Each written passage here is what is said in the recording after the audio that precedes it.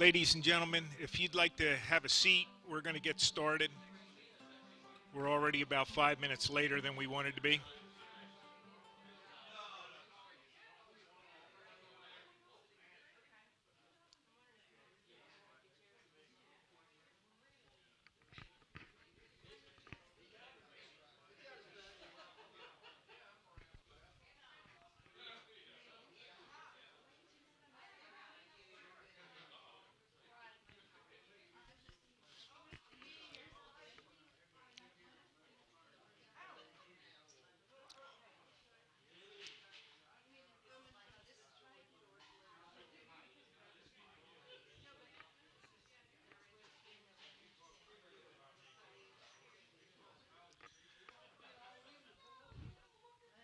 Yeah, okay, ladies and gentlemen, we're going to get started. Just a couple of admin notes. The men's bathroom is straight through that door to the back. The ladies is out the door to the right and then take a left.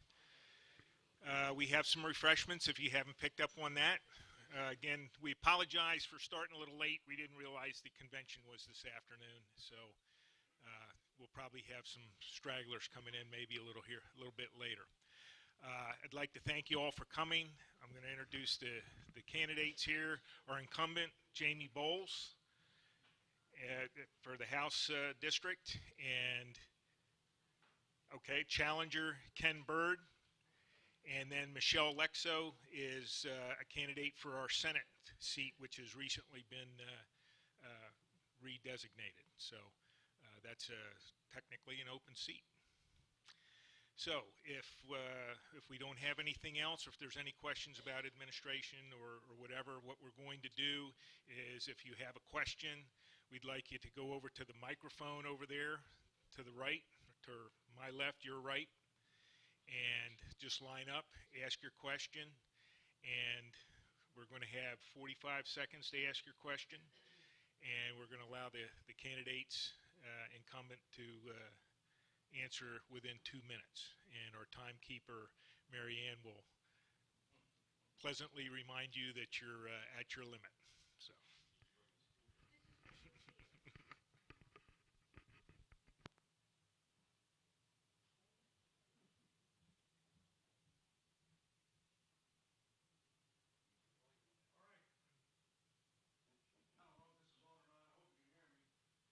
More important for the audience at home that this is on. Speak right into it.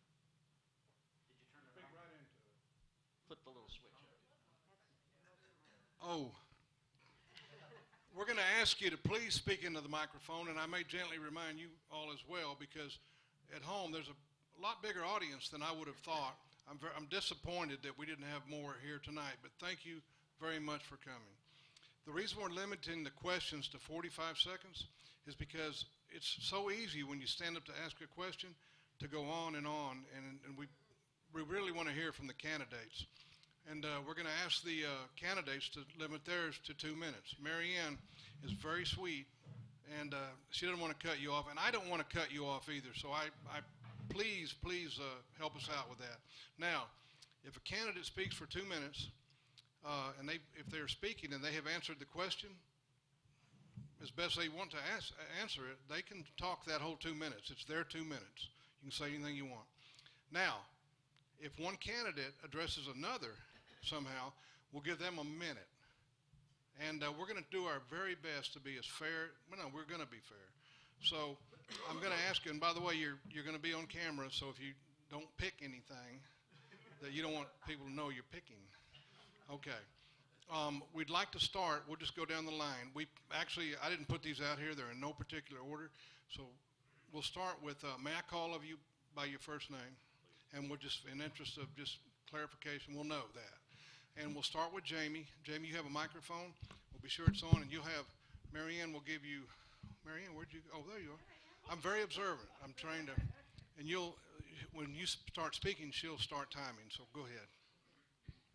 Well, good evening, and thank you all for inviting me to be here tonight. I'm Jamie Bowles, and I'm running for the North Carolina House, District 52. I grew up in Aberdeen, went to the public schools here, Aberdeen schools, Pinecrest, Sand Hills Community College.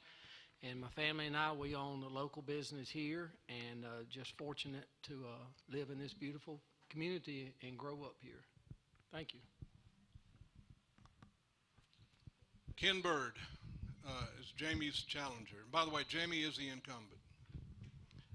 Yes, I am Ken Bird, and I am running for the District 52 House of Representatives. I'm a service brat. I've grown up all over the world, but I was smart enough during my military time to marry a local girl from Aberdeen. And after I retired, she brought me back here, and this is where we make our home. We have enjoyed being in Aberdeen. I'm a councilman over in the town. It's interesting trying to help people and take care of folks, and that's what it's all about. And I look forward to serving you. I have my own. And Michelle Lexo, and as Jeff pointed out, this seat is a newly redistricted district. The lines have been redrawn, so there is no sitting senator. So her and Tom McCroby, Tom McKinnis, who was also invited, by the way, are vying for that seat. So we didn't leave anyone out. Michelle. Thank you. My name is Michelle Lexo, and I'm running for the District 25 State Senate seat. I think I know almost everybody here, and I had a really great speech prepared for you all tonight to tell you about my background and some of the issues that I was running for. And I may still get to that, but I want to tell you something else first. I figured out why most people don't want to run for political office. It is a really ugly, nasty business. You're judged, you're ridiculed, and you're outright lied about. You all may have received a mailer in the mail today. It is an outright lie, and it has made me very angry. I got into this race because I wanted to work for the people of this district. That is the only reason I got into this race. I am not a politician. I am not a seasoned politician. I am not used to watching every word I say or practicing, polishing my words before I say them. So it has been very easy for my opponent to twist my words, to spin them, and to abuse my comments. Anyone that is paying attention to this campaign may have noticed that I have not one time said anything negative about my opponent. I have wanted to run on my record and what I wanted to do for the residents of this district. My opponent has his own record he should be running on. The last straw for me today was the mailer. As I said, it is an outright lie. Talks about me advocating for gun control legislation. I have never once used those words. I have never discussed gun legislation. I did make an error in speaking at one event we were at. I said I am not sure we need high-capacity magazines. Folks, I shoot a gun. I have a concealed carry permit. The weapons that my husband and I own are standard magazines. Sorry, I'm done. I'm so glad you stopped because I know you're angry and I don't want to cut you off. All right, now please, in this small group, tell me someone has questions. Well, Jeff is a retired Marine Corps colonel. I just want to let you know that. That's the same mustache he had in the Marines. Yes, it is. You're right. This is for Representative Bowles, and I haven't been paying attention to the tax issues. I know that we have been working to do away with the state income tax, and my question is where do we stand on that? When can we expect to do away with the state income tax and go to the use permits or use fee kind of system?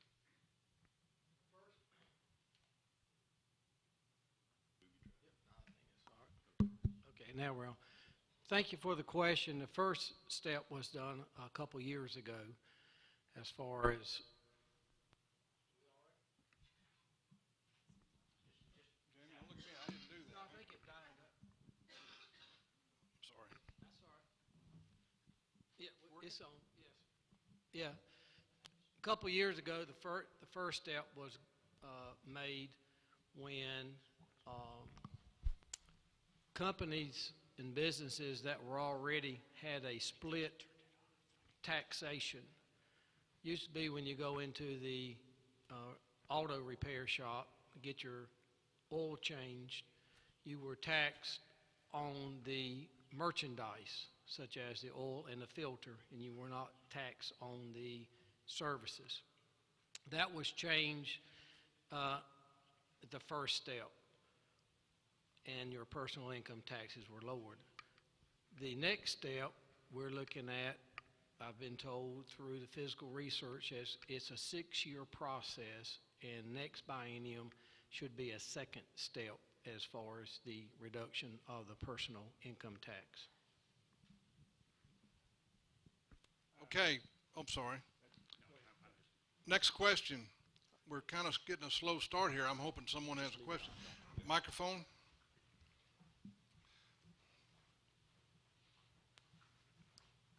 May I ask a question to be answered by each of the candidates? Absolutely. Thank you.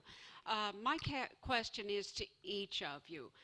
In Raleigh, and I know Jamie knows this very well, that he's going to be he's one of only 120 people in the House, and Ken is going to be in the same situation, plus Michelle is going to be one of 50 people. What can you develop with your constituency to help improve your legislative effectiveness?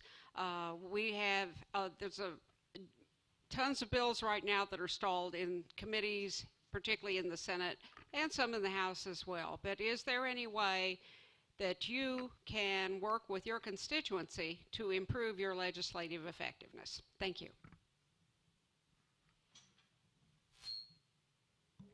Ladies first. Buy dinner for everybody every night.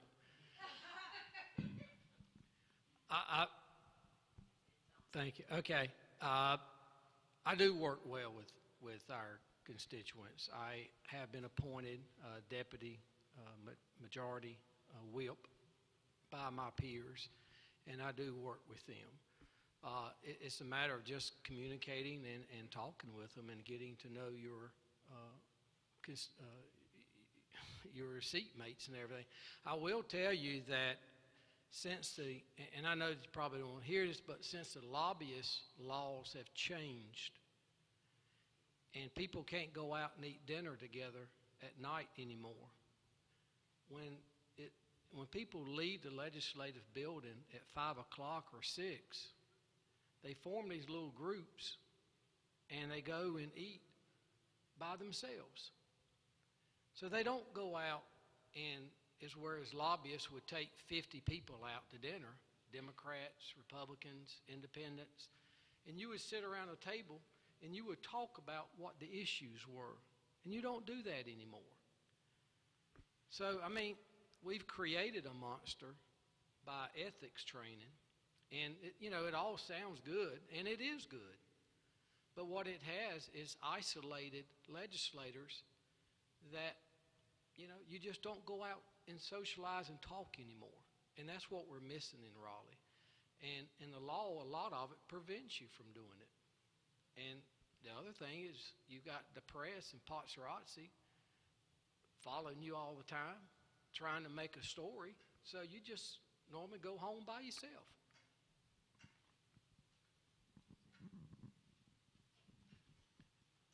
I think one of the things that's the most important for all of us is to learn to work together.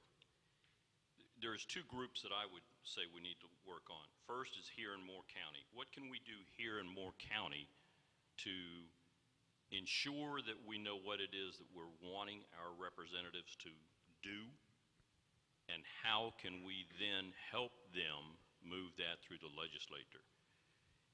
When we find that there's an issue that we want to push, I learned a long time ago the fastest way to get everybody's attention is you go to the press, you start making phone calls, and you write letters. Now, up in Raleigh, yes, we have got to find a way in Raleigh to learn to work together. One of the things that I've always been proud of being able to do is form working groups. We've got an awful lot of folks up there with a lot of different ideas, and they come from different parts of the state. And we've got to learn how to work together as a team to be able to first and foremost promote Moore County and then work on how we promote the rest of the state. But let's take care of Moore County first.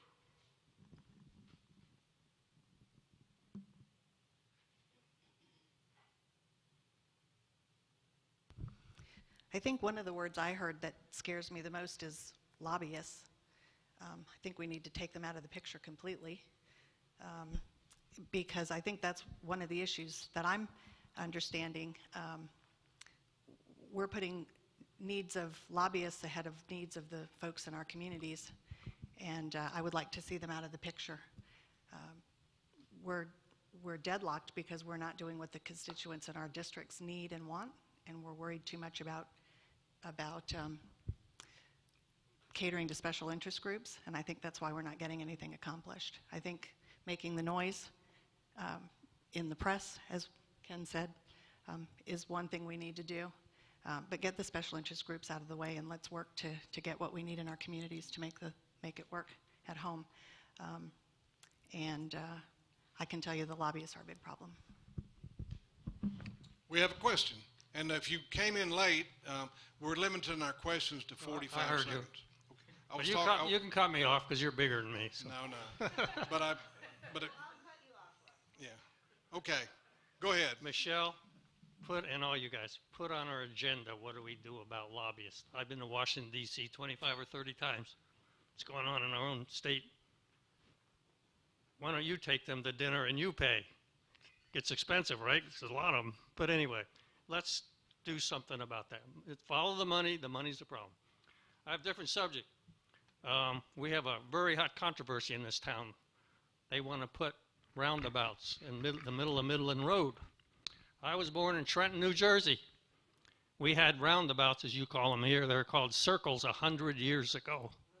I learned how to negotiate a circle with my grandfather when I stood in the back of the car. We didn't have seat belts and all that in those days. And we merged in a circle, and there's one in New Brunswick and one in Flemington, New Jersey, and several other states. They've been there for a long time. I'm afraid your time is up, but do you have a one-sentence question we could get from you? We're objecting. We went to a council meeting, had 100 people, about 25 people stood up and talked as I'm doing right now, and we object to having a roundabout, any roundabouts on Midland Road, period. Okay. And put a light up first and try that. Jamie has an answer to that. Which I'm sorry. Okay. Was that a question, sir? The question is, what do we do about the roundabouts? Okay. That the is that Department of Transportation wants to implement. Is that for all three? It's out of here. For all three of the candidates? Sure. Okay. We're neighbors and friends, and it's our road, and it's a beautiful piece of road. Okay. I've lived in 6 states. In case you were wondering about the 45-second rule. That's all right. Michelle, we'll start with you this time, please. Transportation plans are done at the local level, and if it was something that would be done in Raleigh, if it was a local bill that was passed that needed,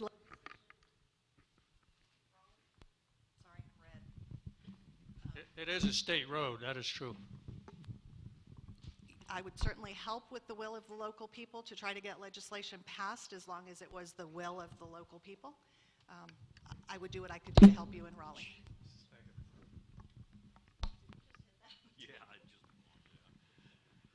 You know, one of the things we have to do is we start, if you're familiar with and you've been going to the DOT meetings that we're having around the county, we have a comprehensive transportation plan that is now being reviewed. Moore County was one of the counties that was way behind in getting an approved, one of 20, approved comprehensive transportation plan. We now have a draft, and it is having hearings all through the county for us as citizens to come in and say, I like this, I don't like this, or we need to change that or reprioritize. That's the first step for us, for all of us, to get in there and let folks know that we've got concerns. The second step is, again, we need to make our voices heard. We, as the citizens, need to make our voices heard. DOT works for us, not the other way around. We've got too many instances where they come in and they want to spend money on something that doesn't need to be fixed, but they tell us it's for the greater good. We need to express our opinions, let folks know what we think, and move on, and let us run our towns. Jamie?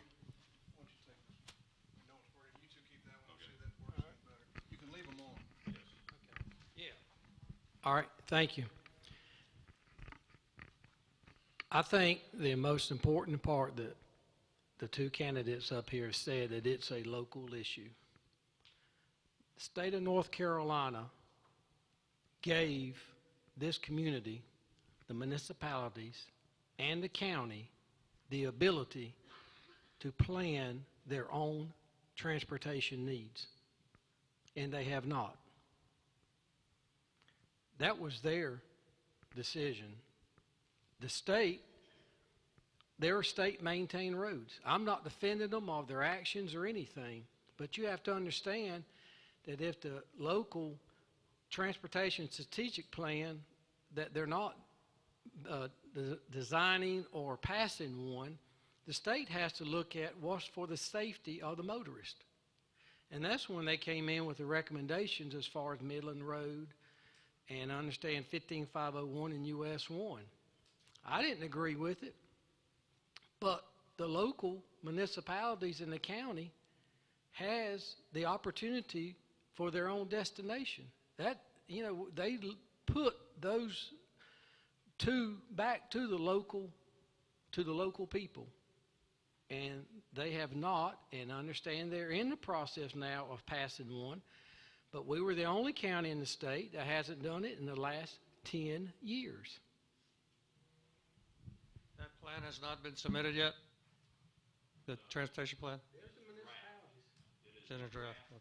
We've got to use May I have a- microphones because may we I have have a people. minute? Can we let Vic get a question in, and then we'll circle back around? It looks like we're This going to is have the plenty of subject time. right now. It's on the floor. We're going to stick with the rules. It's on the floor. That's a rule. We're not in the Senate. We're Vic, listen, you'll have another chance. I don't want to be in a position where I'm cutting anyone off, but I want to be fair to everyone. So, Yeah, my name's Vic Allen. I'm the shop teacher at Calvary Christian School. And I hear about the issues, but I'd like to know your all's worldview. And everybody has one. Your view on abortion, your view on creation versus evolution, and your view on gay rights. Thank you. at least it's not controversial. That's good. Thank you, Vic, for the topic. Be sure you use a microphone, please. Sorry, you guys. All right, while we're waiting on everybody else, I'll jump in. All right, my worldview. Abortion is wrong, period. I am not for it. I am pro-life. Gay rights, I'm sorry. The Bible doesn't talk to gay rights, and that's the way I was raised. Your third one, Vic, I'm sorry. Evolution, I'm sorry. You know, you and I have had a conversation about this, you and I and Mr. Creech. It's wrong. That's not what we were taught. That's not what you and I learned as kids in school. It's not what we should be teaching the children today. We need to be teaching folks how God created the earth, the world, in 6 days and rested on the seventh. Now, what a lot of folks missed, and I missed this till I got to college, is God's day is not yours and my day. So when we say, how did God create the earth in 6 days? It could have been millenniums. We don't know for sure, but God created the world that we live in, and that's what the Bible tells us. Either one of you. Yeah, I'll go. Thank you. Just got my endorsement from the right of life, 100% votes in the House during my tenure. God did create heaven and earth. And gay rights, I did not vote against HB 2. I voted for it both times. Michelle. I can just say ditto. No abortion. I'm pro-life 100%. God created the earth, and I agree. I would have not voted to repeal HB 2 as my opponent did. Ditto. I'm in agreement. Sounds like we need to vote for everyone. David. one good thing about all of y'all, sorry about my voice, each of you all have some sort of legislative record, albeit at different levels. And I firmly believe that my legislature should be fiscally conservative while espousing maximum freedom, right, which would kind of be a constitutionalist. So I would like each one of you all to name 2 examples of where you have been legislatively fiscally conservative and at the same time allowing maximum freedom for the citizens that were in your district. I can give you examples, right?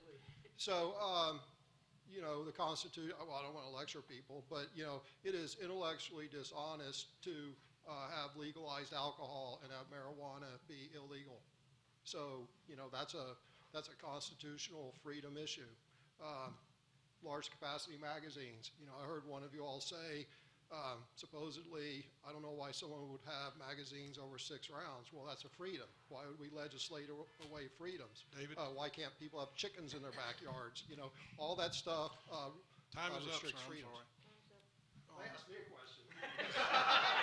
Because, and it was disturbing because, well, just real quick, I asked about, name 2 examples of where you're fiscally conservative and where you are pro-freedom, and all 3 of them looked at me with a puzzled look.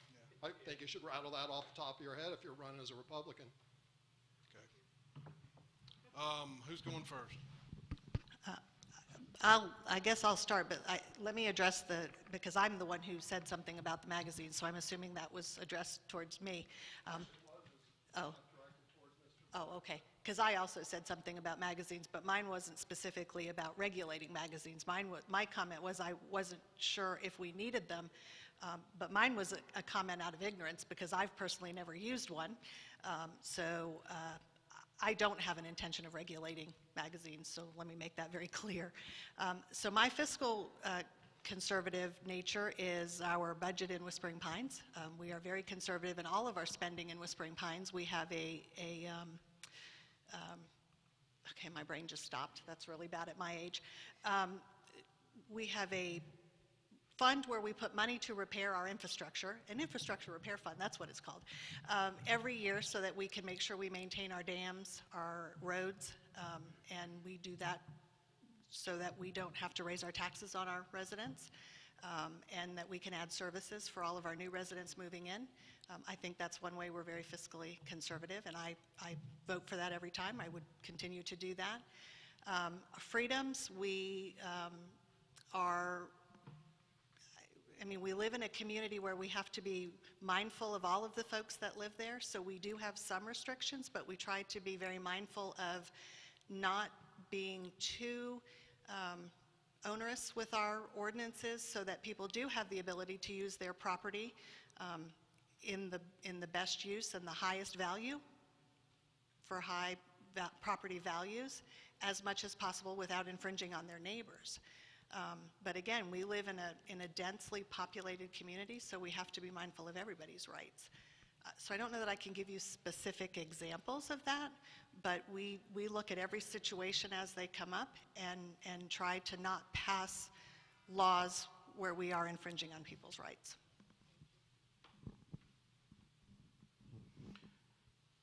Let's talk about the fiscal responsibilities for just a second, and then I'll address the other part.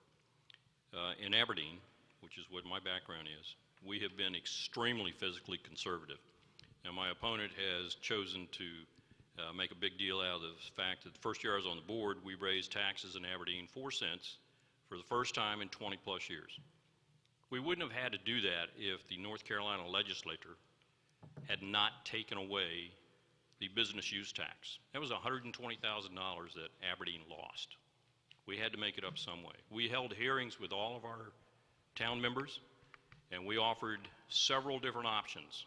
We offered them the option to reduce services, which none of us want to do, or to look at raising taxes so that we could make up the difference. What we chose in the end, we the board, 4 out of 5 of us voted for the tax increase. What we chose was a balanced budget to ensure that our citizens could continue to get the level of services they were looking for and not have an onerous burden laid on them. We've done that every time we bought new fire trucks, we buy police cars. Every time we do it, we look at, does it need to be financed, or can we find a way through, we now have a rainy day fund. Can we pay for it out of the rainy day fund, or is it going to be financed, and what are the best terms we can get for our people? On legislative freedoms, yeah, I made a statement at a meeting. It was a mistake. It was an incorrect statement. I'm a gun owner. I'm an NRA member. I have an AR-15. I have 6 magazines that are maximum capacity magazines. I made a statement that was wrong. I'm human. I ask for forgiveness. That's all there is to it. Now, we have tried very hard in the town of Aberdeen when it comes to. Jamie? All right. What have we done? We've cut your personal income taxes. We've cut the corporate income taxes. What the towns were talking about in 2017, budget simplifies and reduces the franchise tax on small businesses, because what was happening is that each town had their own rates and they could do whatever they want to. It wasn't statewide. So we did that, and it may have created some issues. But we did not feel like local government should be putting burdens on small businesses. As far as your freedoms, we made sure you have school choices in this state. We also have allowed for school vouchers, which we've been criticized on. So we have increased your liberties and reduced your taxes, reduced your personal income taxes, have reduced the corporate income taxes. And we're the #1 under Forbes magazine in the United States to do business is in North Carolina. And we have to, part of us is to look at local municipalities to see how they're collecting and spending money, and does it hurt small businesses? Thank you. All right, I always wanted to be a quarterback, and I was not good enough, but I'm going to call an audible here. We're going to raise the limit to 1 minute to ask a question, and so we don't have to cut people off. And also, we're going to raise it to 2.5 minutes to answer the question, because it just doesn't seem like, and y'all are being very judicious with your answers, and I appreciate that. So 1 minute to ask the question, and we should be out here before midnight. All right, Mr. Creech, are you up?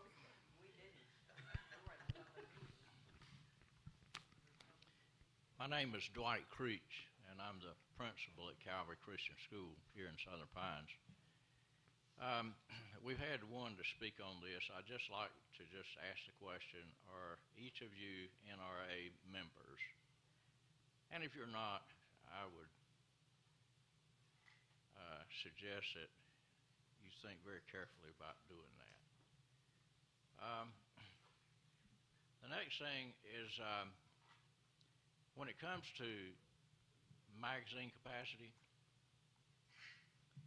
it seems like to me there's a failure to understand that the problem in our culture is not the magazine capacity, it's not guns.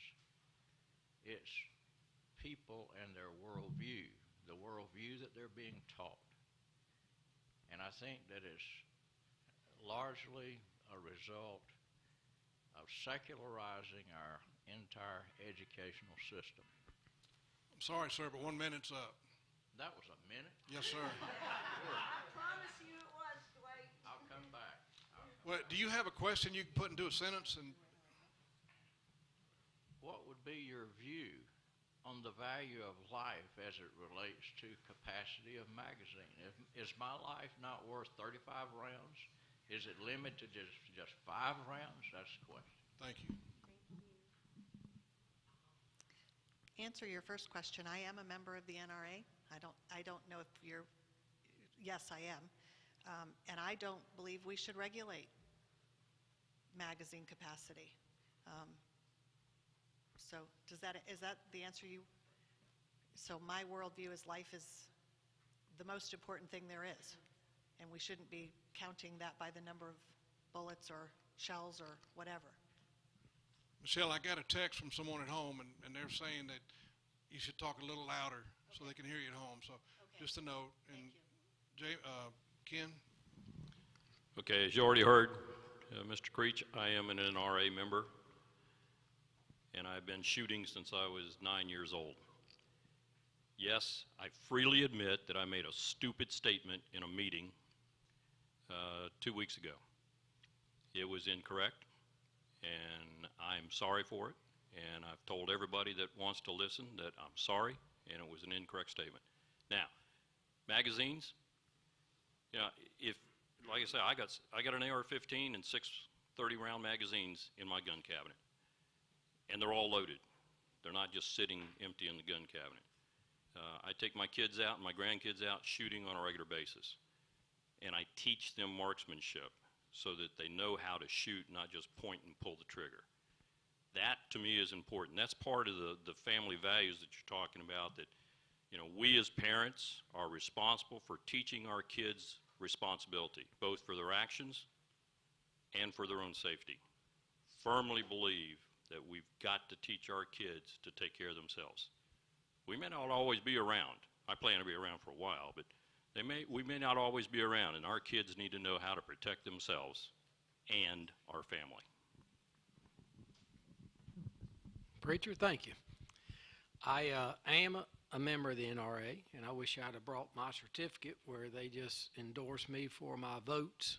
I do have it on the desk, and I will bring you a copy of it.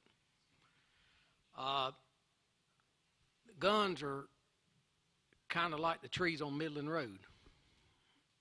The trees didn't kill you, and the guns don't kill you. It's the people that's behind it. The Constitution, we should take very seriously in today's society, because there are so many people wanting us to change the Constitution.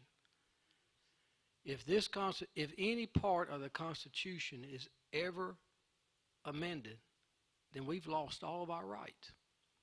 Our forefathers were so much smarter than we are today, and they're a whole lot more conservative and fiscally responsibility back then than the left wing that we have out here in this society today. So I am no changes to any constitution of taking anybody's rights away from them. People, I've always been criticized, well, you don't pass any bills. Do you know what happens when you pass a bill? You take somebody's rights away from them. We got too many bills out there now. So no, I'm not one that goes up there and files all the bills, try to make a name. I don't do that, and I'm not going to take people's rights away from them. Thank you. Next question. Hi, I'm Mary Ann Manning, and you just addressed Mr. Allen's question about values, yet we have a very liberal education system. I just want to know what you say about that and how you would change that.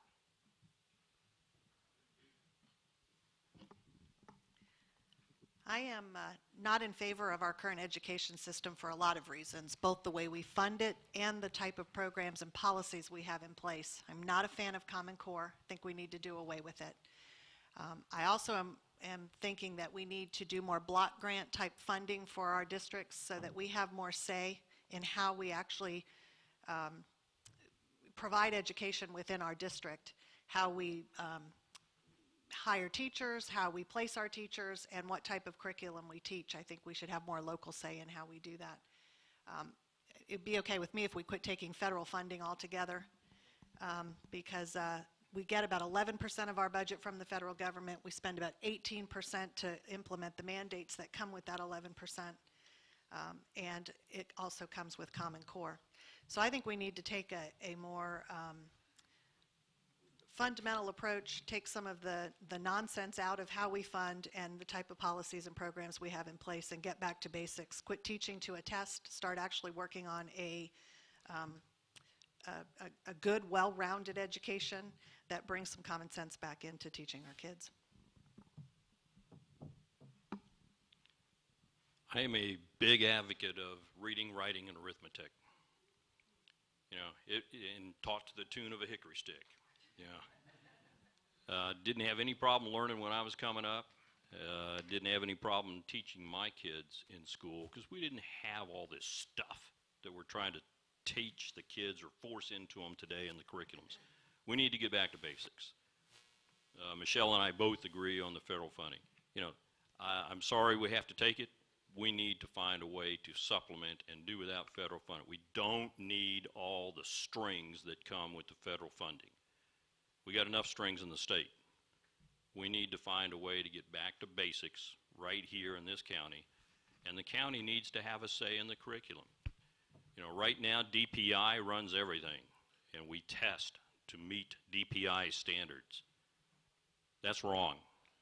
And oh, by the way, DPI is a bureaucracy that we need to get rid of.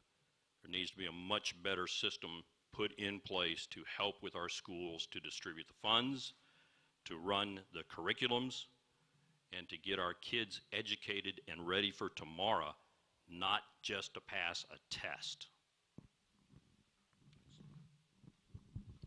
Thank you. You know, we all, where we're at, there she is. Okay, so we all pass the blame. And, you know, it all started, and I think the preacher would agree with me, when you took prayer out of schools. That's when everything became liberal. But it also boils down to our local Board of Education. Most of these policies are all locals. It's sad that last year we had to pass House Bill 527 to restore and preserve campus free speech. That's the sadness about the way our liberal left wing has gone. But don't you think that it doesn't go back to the home, and it goes back to the local school boards? And they're not getting it, and that's why you see Christian schools that are sprouting up in this community all over the place, because you have a choice. All right. Next question. It sounds like everyone agrees. All the candidates agree on every single issue. So right now we're...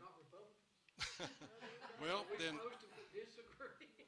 I'm making a point here that everyone seems to agree. So I think we're looking for who we want to vote for. So I want to point that out. And next question. I guess this is a three-part question. And you've already answered part of one, which has to do with education.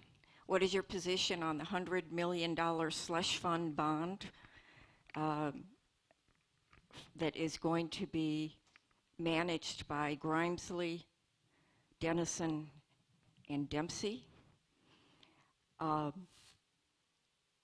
What would you do in the legislature about the university situation? I recently went to a Civitas conference, and there was a presentation, a forum on what's going on university campuses, and it was appalling. The attitude was, we can't do anything to improve standards. They are doing a better job of allowing, quote, freedom of speech, unquote, although that's getting confused with political correctness on some levels. But sorry, what would you do about the university system? What is your position on the bond, the school bond, and why? And then Midland Road. How do you personally feel about the destruction of Midland Road based on absolutely no statistical data to support it, low accident rates? That's 3 questions. Sorry. We've got to cut you off. Pardon? Your time was up some time ago, so I I'm think they sorry. have all 3 questions. So no, thank you. All right, let's start with the first one, the $103 million, and it's 103 for the school bonds for Grimsley and Company to go build 3 schools. As you and I've talked, I think we could do a much better job. Why is it going to cost us $30 million plus per school to build them, we can find much more efficient ways to do that. That, in my opinion, needs more oversight and more intuitiveness about how the money is going to be spent. Now, it is inclusive money. It's the construction, it's the desks, it's everything that goes into the school. It's not just the frame of the school. It is totally inclusive. All for that. I don't want us to have to come back to the voters after it's all over with and say, hey, I need another $10 million to buy desks. You know, these are inclusive costs that they're coming to us right now. But I think it could be spent much smarter than what has been proposed. Now, the university systems. Universities are not what they were when I was going to school. Now, granted, I went to a military college. We didn't have a whole lot of freedom of speech in a military college. However, I was in school during the Vietnam War. I was in school when protesting the Vietnam War was very popular. I don't have a problem with kids learning how to speak. I do have a problem when they get stupid, when they get out of hand, when they get destructive. And we got the same problem in the colleges we got in our secondary schools right now. Our curriculums are too open. They're too loose. They're not formulated to teach you reading, writing, arithmetic, or the liberal arts basics. There's an awful lot of, we can go into that in another conversation, but there's just too much looseness. You know, kids are coming out of college now with a BA or a BS, and they can't even spell. Why is that?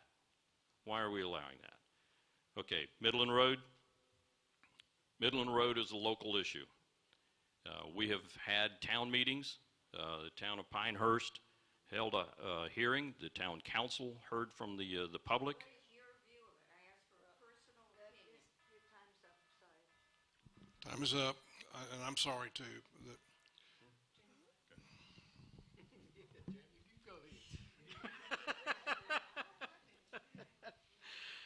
Education of the bonds.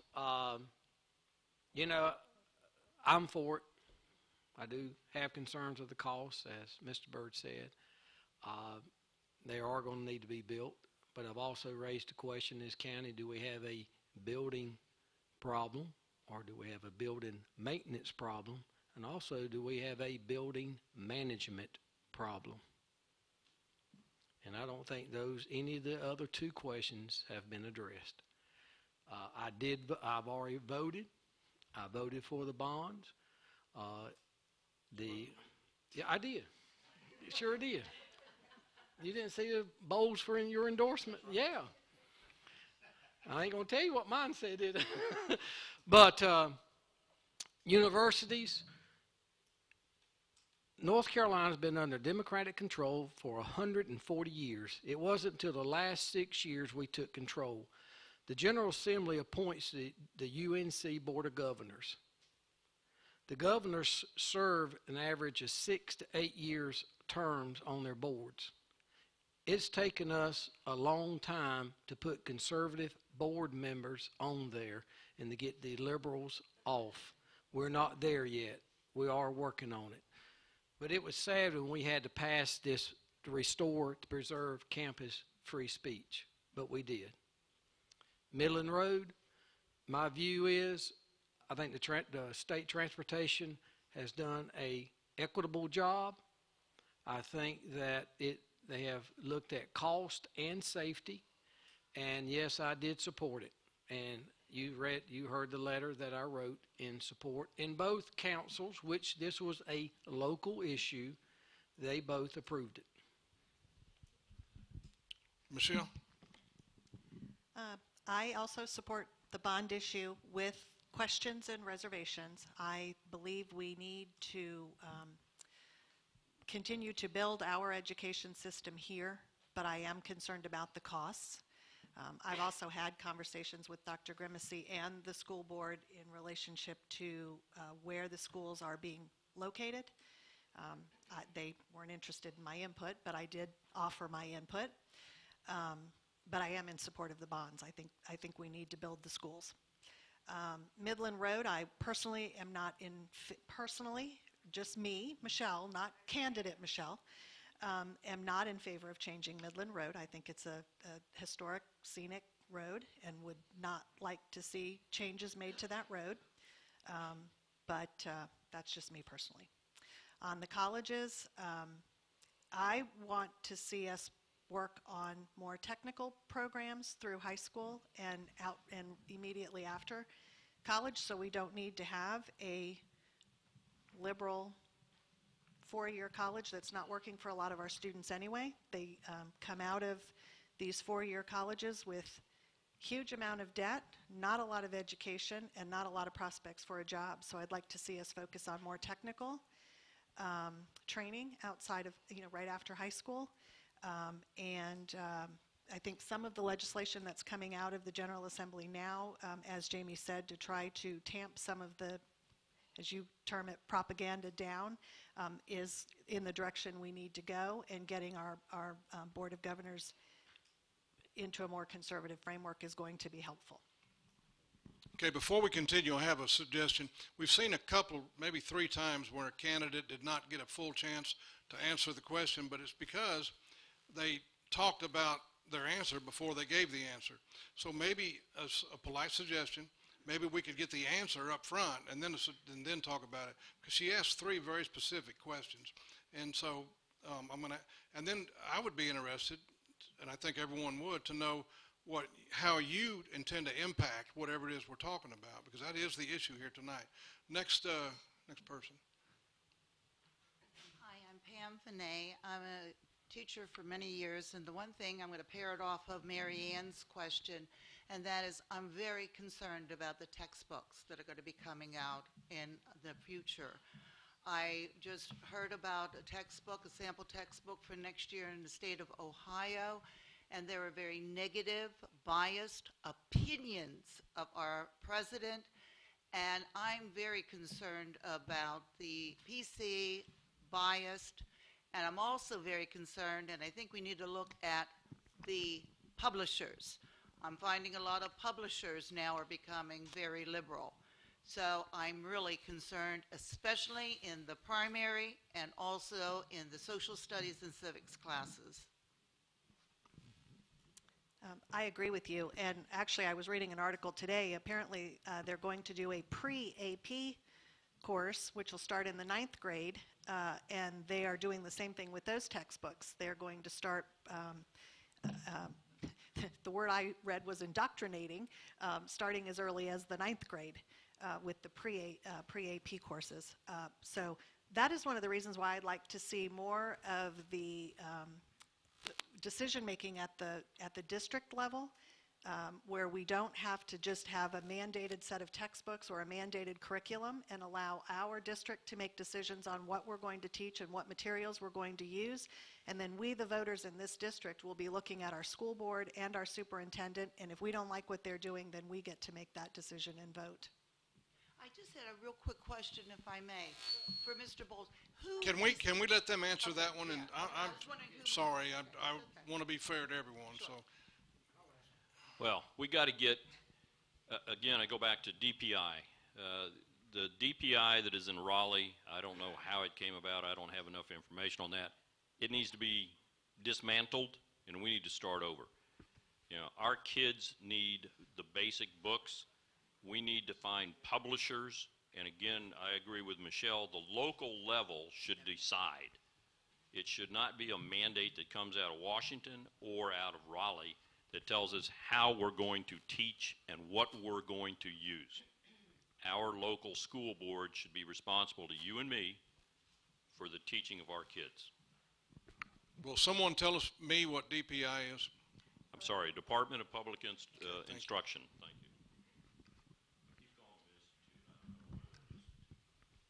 Because they've been there forever. And while we have DPI's Article 9 of the North Carolina Constitution,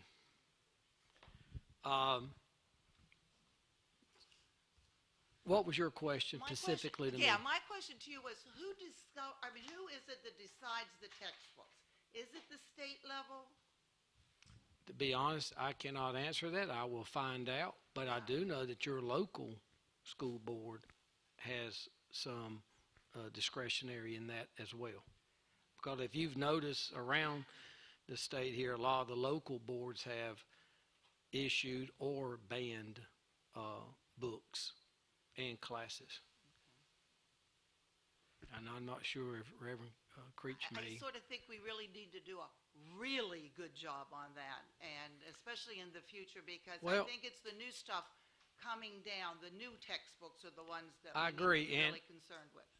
And I totally agree. And at some point in time, I'm not sure if our Department of Education doesn't need to have their party affiliated with how they're running. And if they can we have equal number? You're really You putting me in a bad situation. You I'll get off. But, you don't talk let- to teachers, though, now why do you have to compromise and have equal? Well, I mean, When your people vote, why are you going to take No, that I away don't from the mean that. voters? I Can we, I tell you Equal what, why don't we do this afterwards, you two Okay. can discuss. That's fine.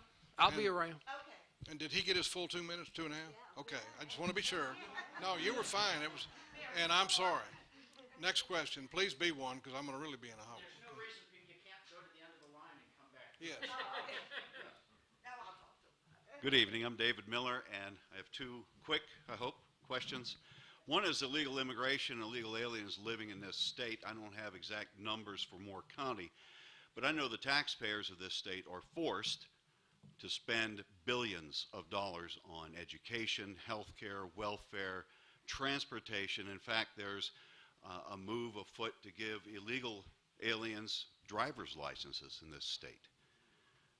So I happen to agree with President Trump, America and Americans first, and not illegal aliens. It's not that we hate them, but what are we going to do about this and stop this bleeding? We're shooting ourselves in the foot over this if we keep giving money and all these goods and services to folks who undoubtedly are running away from a bad situation, but we keep doing that, they're going to keep coming.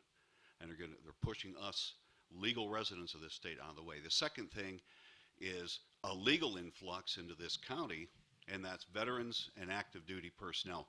Do you see in the future where we might have something to address veterans issues in Moore County? Thank you.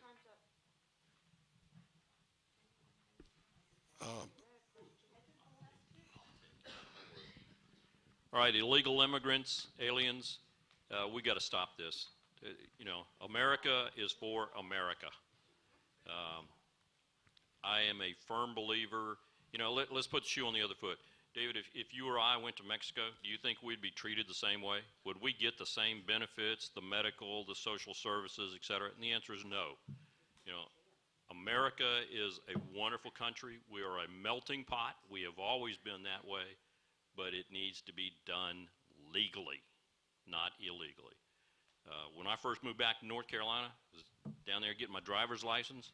I'm sitting in DMV getting my driver's license, taking the test, and there's folks over to the side that are speaking in Spanish. They had a DMV person reading the test to somebody who could not read English to help them pass the test. What are they going to do when they come up to a stop sign? Is that person going to be there? No. I'm not for that. When I drive internationally, I have to have an international license, and I have to understand the rules of the road. There is no ignorance is accepted. Veterans and military coming into this area, you're right, we got a large influx, and it's going to get bigger, I think. Fort Bragg is a tremendous positive influence for us. We've got to strengthen the Veterans Affairs Office. We've been at the polls for the last 2 days, meeting and greeting. Veterans Affairs Office is there. I've talked to several veterans coming in, going to the office. We've got to take care of our veterans. They took care of us. We got to take care of them. Can I just say ditto again? No, I'm just kidding. No, I agree that we have to stop the illegal immigration. As you said, they're going to just, if we keep offering them the services, they're going to keep coming. So we have to, and they can come, we just have to do it legally. So that's my position on that. And there are things we can do for veterans. I live in Whispering Pines, and probably half of our community is now military, and we're happy with that. We like that. My father's military, retired military, so place in my heart for veterans. But I think there are things we can do to help our vets. Coming out of the military, you all have a skill set that is amazing. But it doesn't always translate immediately into civilian jobs.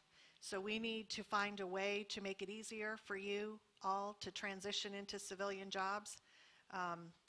Maybe with taking a test that will make it easier so you don't have to go back to school, or some type of reciprocity so it can be easier for you all to transition. And we need to work on that type of thing to make it easier for you all.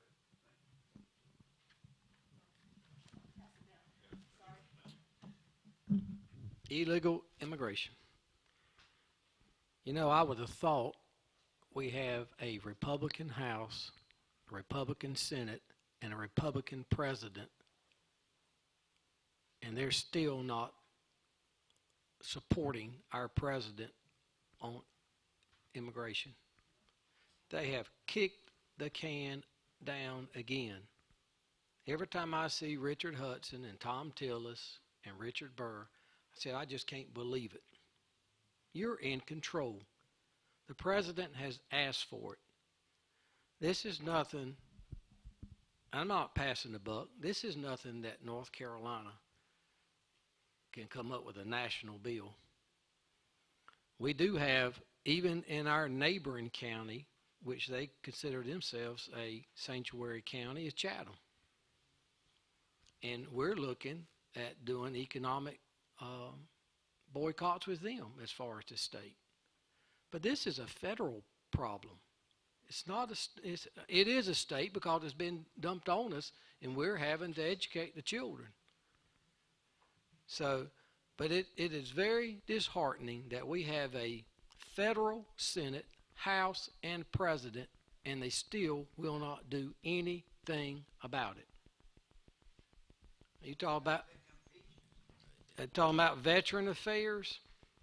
We've passed, and I've got a list of them here as far as North Carolina, but one of the most impressive one that we passed is called Brass to Class.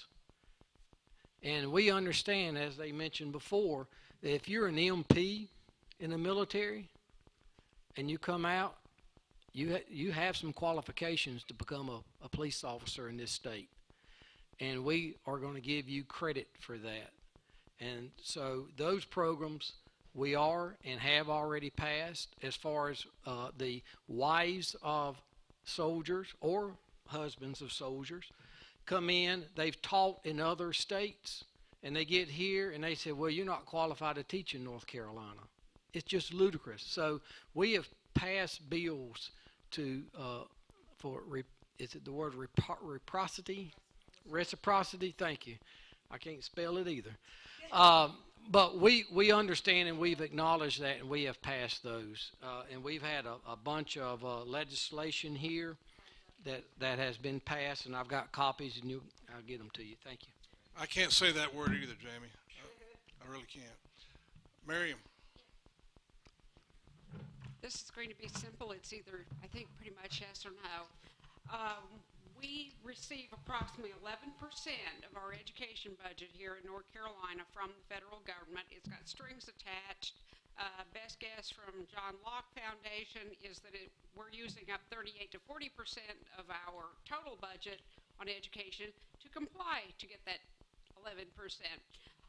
Would you support or vote for legislation to cut the tie with the federal government, refuse the 11%, and allow us to set our own educational parameters? I'll take that one first. Yes. Yes. We've talked about it. Yes. Let's see. However, we can help ourselves by doing some basic things. The North Carolina Lottery, for example. The North Carolina Lottery today, no, but I'm using my time. The North Carolina Lottery today is supposed to pay 40% of its money into the education program, specifically for construction. Today, it's 17%. There has been legislation introduced, it's still stuck in committee, to return the North Carolina lottery to its original intent. I ask you, it's been stuck there since March of last year. I ask you why. There is nothing more important than the education of our kids, and funding it, especially if the North Carolina Educational Lottery is supposed to do that, needs to be a priority. Michelle? Yes, I would vote to take away the 11% from the federal government. Okay, we decided when we started this that if someone said something that pertained to another candidate, that we would allow that candidate to respond. So you spoke of the bill that I believe Jamie introduced. It's stuck in. So Jamie, in fairness, we want to give you a chance to respond to that. Well, because the bill was addressed in the budget in the biennium, and the 40% is being restored on a 4-year scale of reverting the funds back, and it will take 4 years to do it. The sad part about it is that, as Miriam would know, that it's attached to the tier system. So the 40% is being restored. There are strings attached to it. This was not a House bill. This was a Senate bill. And as far as the budget. Thank you. Next question, please. Let's see. I'm revisiting. You probably need to move your hand because it's, I don't know if it's, do you know what's going on, Matt, over here? Sounds like someone's on a horse.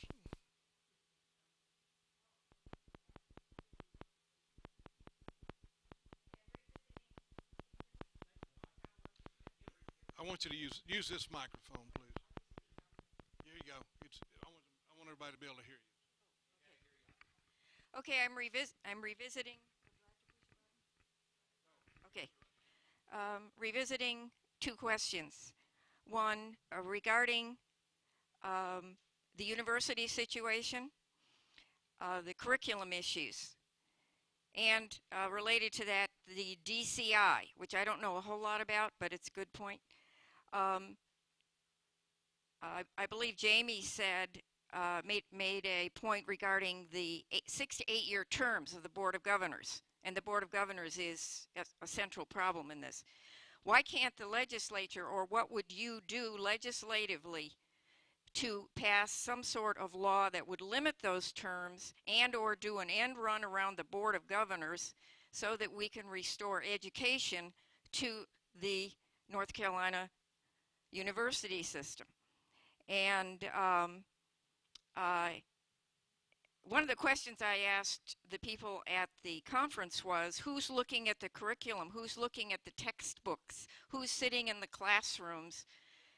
And, oh, okay.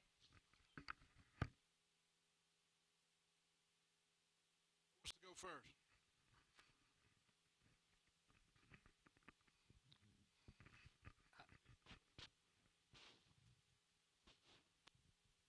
Is that not working? It doesn't seem like it is. The green light's on, but it's not. Okay. I'm going to be very honest with you. I don't know that much about the Board of Governors, enough that I would feel comfortable addressing what kind of law or legislation to do an end run around them. I would want to look at what their job descriptions and what their terms, et cetera, are before I would give you a solid answer on that. So I'm not trying to avoid your question. I just really don't know enough about them to give you a solid answer for the universities. And as far as who's looking at the curriculum there, you're talking about at the university level? Yes. That would be that board, isn't it? I think that is. That's what legislation you would put in place as a legislator to turn this thing around.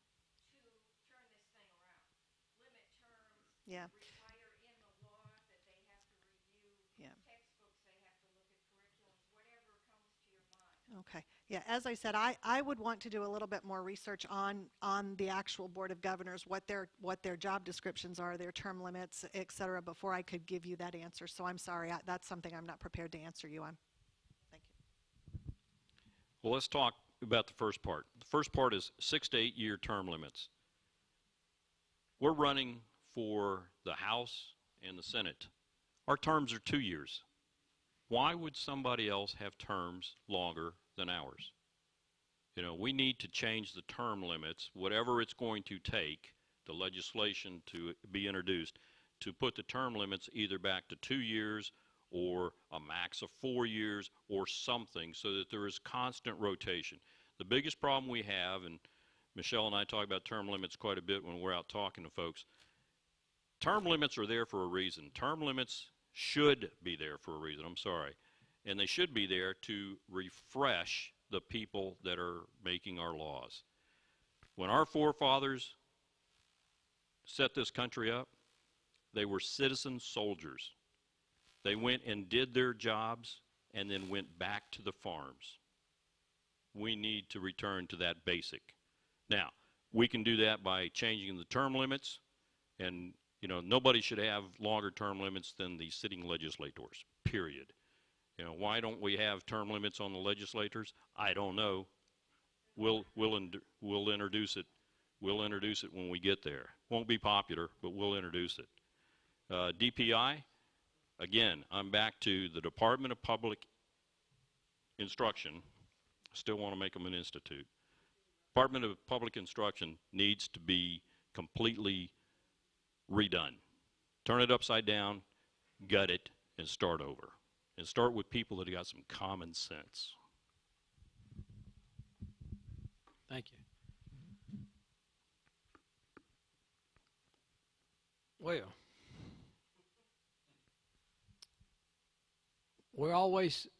Mom always said, be careful what you ask for. We do have, because if we were to lose your views, the Republican Party were to lose the House and the Senate, the Board of Governors would be appointed by the left wing, and they would control like they have. We haven't had enough time as far as their terms of being in office.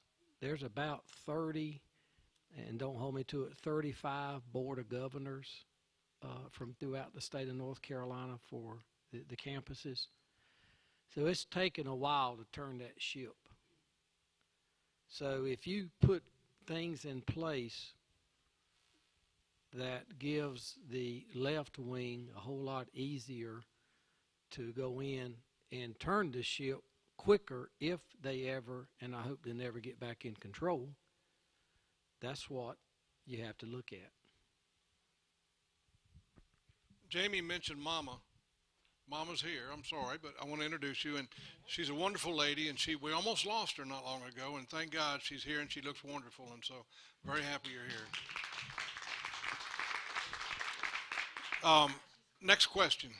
Oh, by the way, we're going to stop as promptly as possible at 7:30. So next question, please.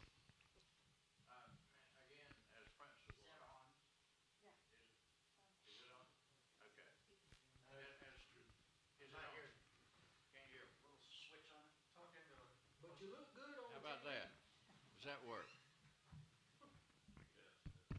Is it on? Okay, as principal of Calvary Christian School, one of the greatest concerns of the constituency that we serve is the safety of the children. I want to know if you would support legislation that would allow our board to decide or determine who is qualified to provide firearm protection as a teaching staff member for those children, rather than being forced to use their body as a shield, completely unarmed, against a violent attacker. I see no difference whatsoever in an adequately trained teaching staff member that has a concealed carry permit and has additional training to be able to protect those children any more than a concealed carry permittee, that it would be wrong for them to go to a local restaurant. They have listen, you have people everywhere. Time is up, sir. So the question was, would you support teaching staff? Yeah. Would you support legislation allowing us to have firearms and adequately trained staff members? Let me address it in two ways. First off, legislation of that nature makes sense as long as it is voluntary on the part of the teachers. I don't want to force teachers to have to defend our children, but if they want to and are willing to have concealed carries and the adequate training, then by all means, let's let them do it. The second part is the safety of our children is not something that should be mandated from Raleigh. It should be something that we decide locally. Every school out here is different. There is no two schools that are the same. And for Raleigh, and I understand Mr. Bowles is on a committee, but for Raleigh to come up with suggestions and then put them down to the school level, number one, it'll be another unfunded mandate that we'll have to deal with, most likely. But secondly, and more importantly, is every school is different. Every school needs to have the ability to develop its own security plans and to then work through the county to send that up to Raleigh and have Raleigh fund our plans as opposed to the other way around. Yes, I would be in favor of that type of legislation, and I agree with the fact that it should be voluntary, not mandatory. But yes, I would support that.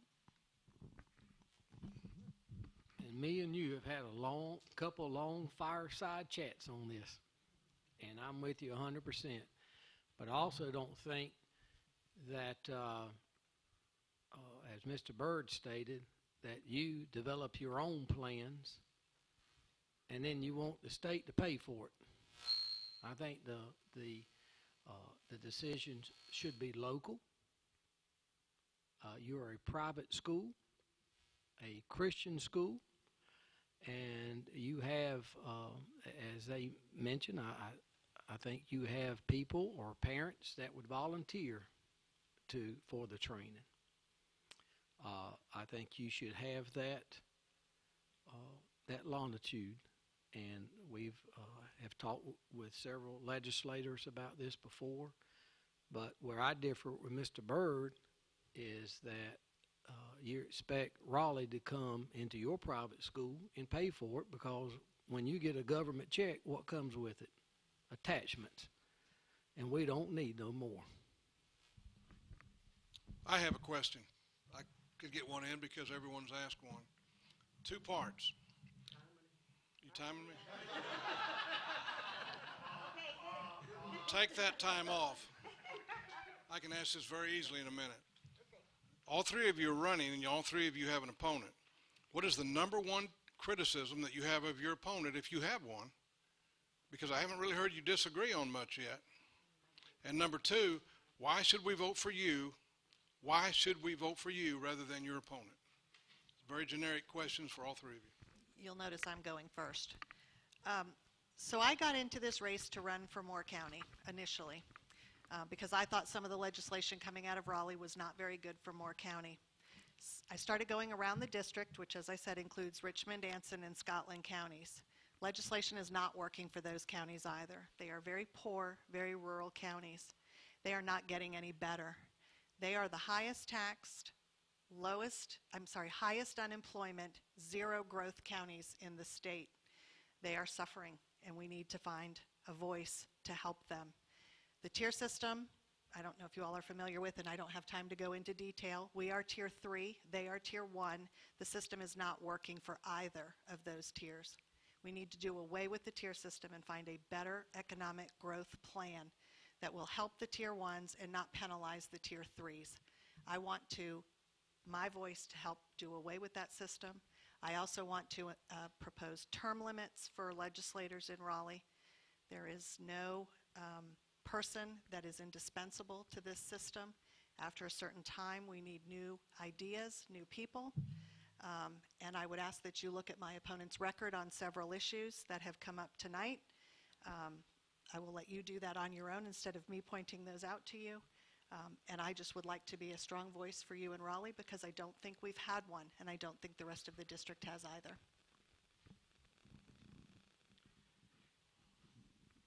Okay, criticism of my opponent. No, I've been accused by my supporters of being too nice. Okay, you laughed. That's not nice. I was raised as an officer and a gentleman.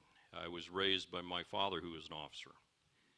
And my father taught me, you don't speak ill of other people. But I will tell you, I got into this race because people in Moore County came to me saying, we get no feedback from our current representatives. We call him, we send emails, and I will tell you that I personally have sent emails up as a sitting commissioner in the town of Aberdeen, and to this day have never had a response.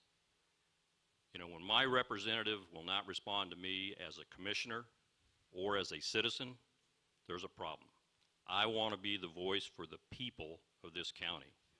I will go there with a servant's heart. I will represent the people of this county and nobody else. Not interested in big businesses or special interest or anything else. I'm interested in the people of Moore County. Now, why vote for me? Because I want to be your representative. I want to be your voice. My cell phone is on 24/7. I answer phone calls. I return emails. I've had jobs where I've had over 1,000 emails a week. Yeah, they're never fun. But I never went home before I responded to every email or phone call, even if it was as simple as, hey, Vic, I got it. I'll get to you tomorrow. Just don't have an answer right now.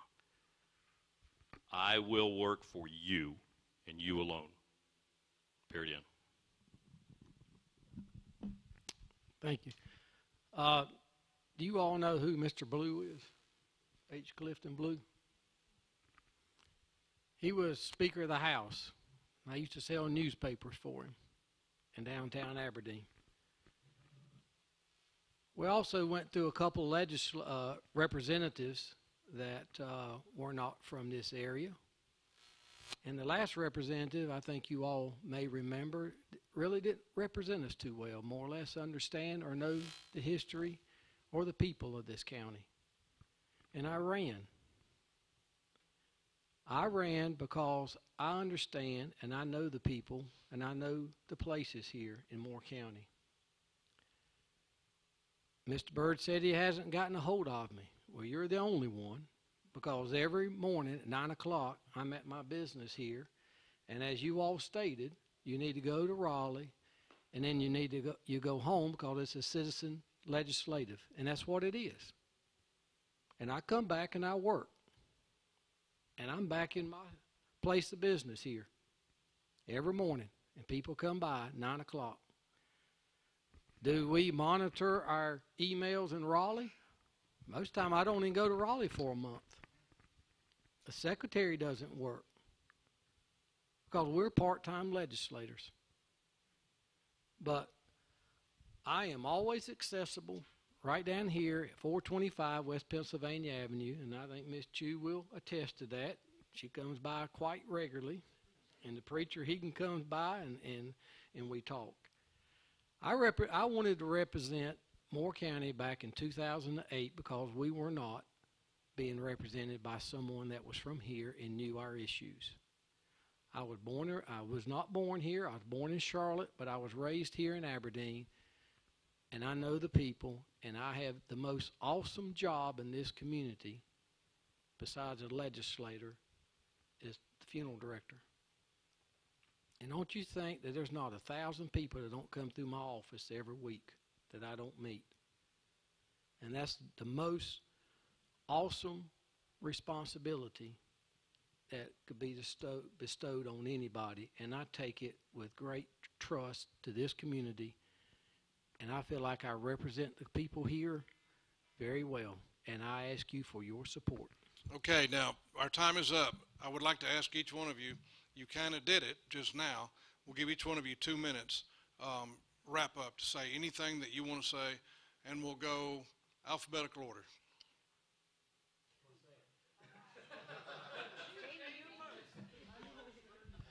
Thank you. Thank you all for coming out tonight. I thank you for this opportunity. We do have a great state. Have we done everything right? No. Are we in the process? Yes. Do we have a great county here? Yes, we do. We have great people here. We've got a great school system.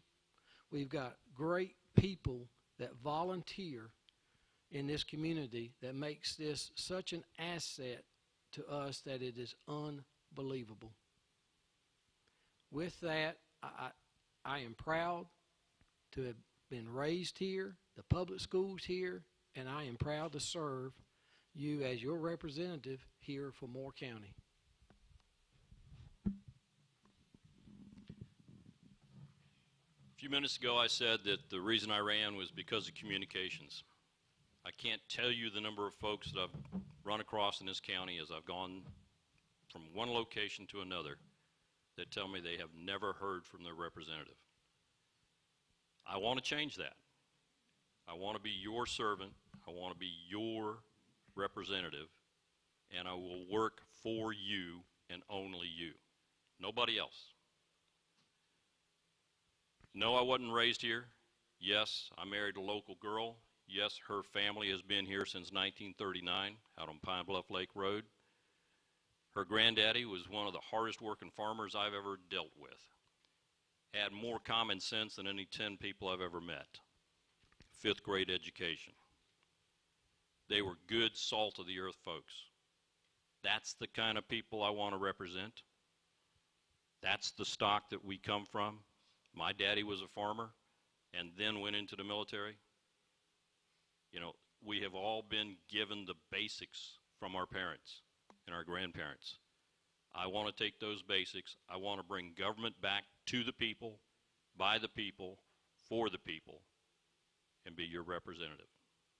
Thank you.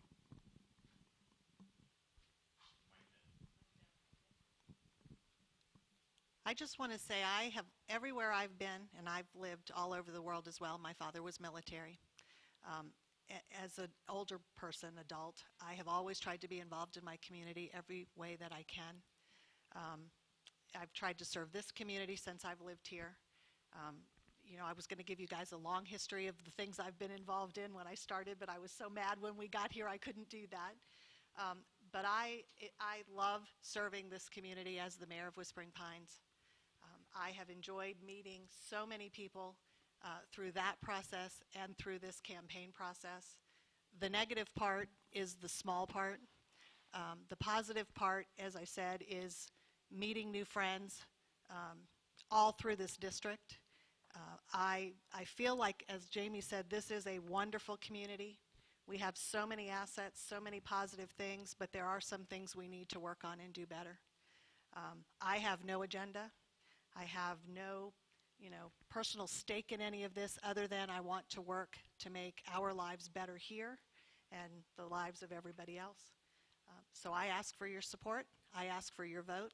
Am I going to make mistakes along the way? Yeah. But I guess if not, we wouldn't be human. So as I said, I ask for your support. I ask for your vote and your prayers as well. Thank you. All right, before we leave, I'm going to do something that I should have done at the beginning. I really want to do the pledge, but I would like to close the way I should have opened, and that's with prayer. And if you'll so inclined, please bow and join me. Dear Lord, we are before you. I wish we would have opened speaking to you, dear Lord, and I'm so grateful that we do have a God that we can talk to. I just pray for wisdom for all of us and for the candidates. I pray that we'll be able to sort through all the things that have been said and look for ourselves. And dear God, I want to pray for safety for all the folks here tonight as well as they make their way back. I'm so grateful that you allowed me to be born in America, and we can do things like this. Dear God, I know that I'm speaking to you. It's an amazing thing that I get to talk to you, and I believe that I'm speaking to you in Jesus' name. Amen. Thank you. Thank everyone.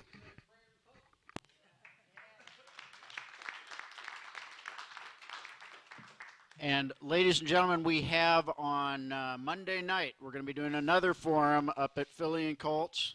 We're going to have the sheriffs candidates and also at least one of the candidates for the commissioner's race. So that's going to be, go to More Tea Citizens. You can do a search for Moore County Tea Party, whatever, register. You don't have to eat, you don't have to buy anything, but the buffet is very good.